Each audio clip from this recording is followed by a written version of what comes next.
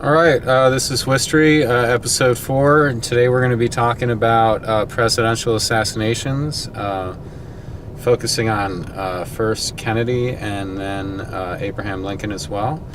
And we'll talk about what's going on now in the current world of politics and some rumors of things that may be going on with the new presidencies.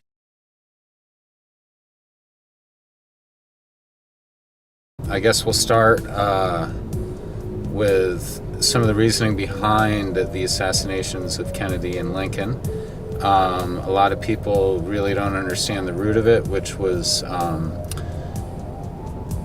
back during Lincoln, they didn't have the central bank per se, but they had the Rothschilds family-owned banks that were funding the Civil War at a rate of interest between 24 and 36%, which Lincoln couldn't pay any longer.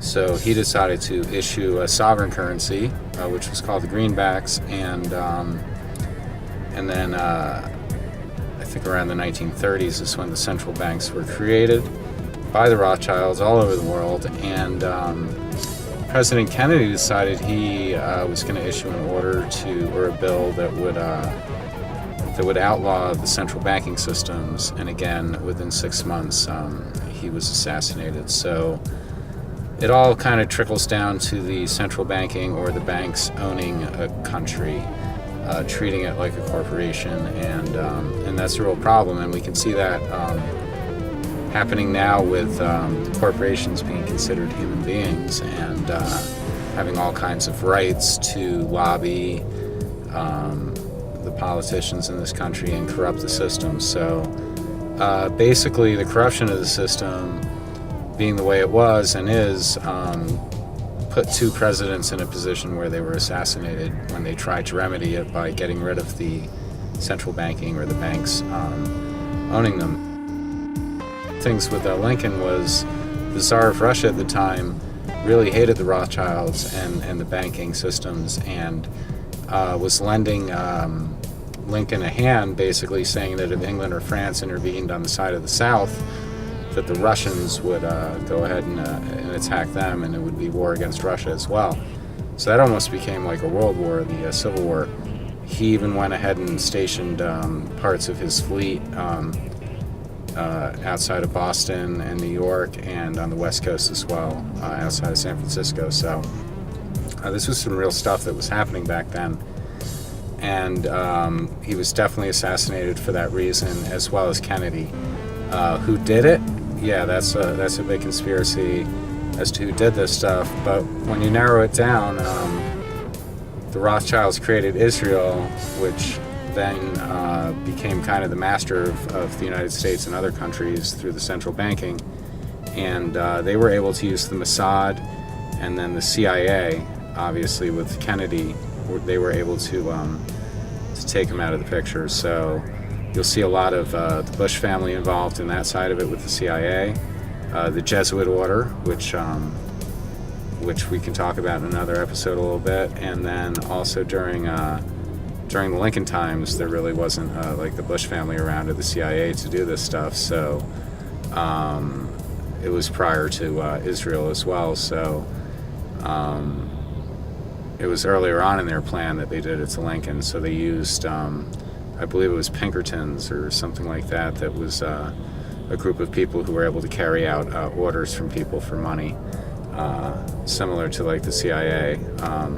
If you ever had an issue, you would see Pinkertons involved in this. So it's interesting where it all kind of funnels back to this little root of a family that basically has laid out a map for world domination over the last 300 years. So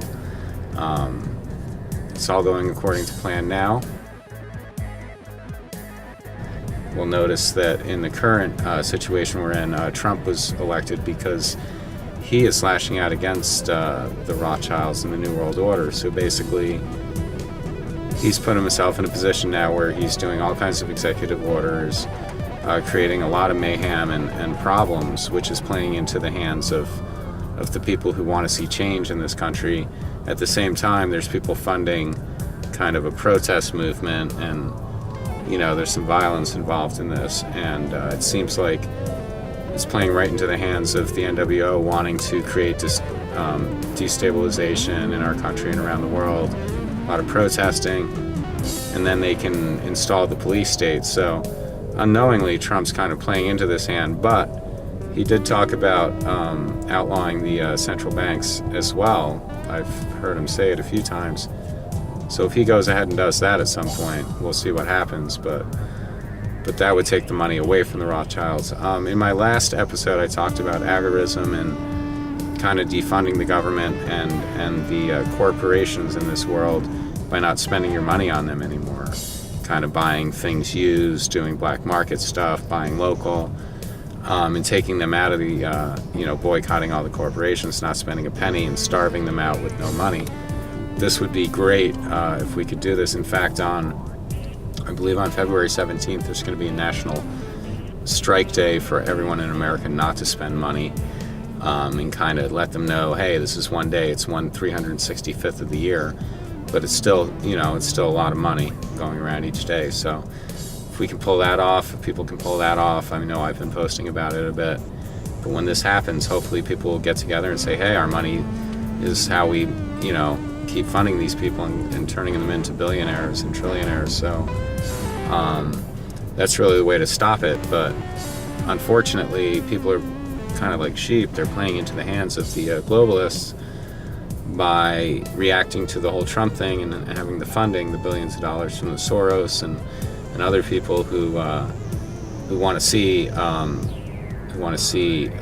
globalism and kind of a one world government where everyone lives as world citizens, which actually sounds kind of cool, but not under like a form of slavery where you're working just to pay taxes, double taxes, triple taxes, interest, banks and all that stuff, and then they can blow the bank bubble up and pop it and make even more money while people are just suffering and starving. So anyway, that's kind of talking about why the assassinations happened and where do we go from here, like in the future, with our president now. So let's see what happens. This is WHistory episode 4, and we'll see you episode 5 pretty soon. Peace.